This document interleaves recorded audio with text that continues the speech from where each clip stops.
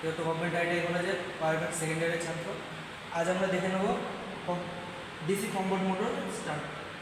একটা DC compound motor, এটা start করার জন্য আমাদের 4 পয়েন্ট স্টার্টার লাগে। এটা একটা 4 পয়েন্ট স্টার্টার। এটা একটা আছে আর্মেচারের পয়েন্ট, একটা আছে ফিল্ডের পয়েন্ট, একটা লাইন পয়েন্ট, আর একটা আমাদের যে সিরিজ ফিল্ড আছে তার পয়েন্ট। এখানে আমরা কানেক্ট করেছি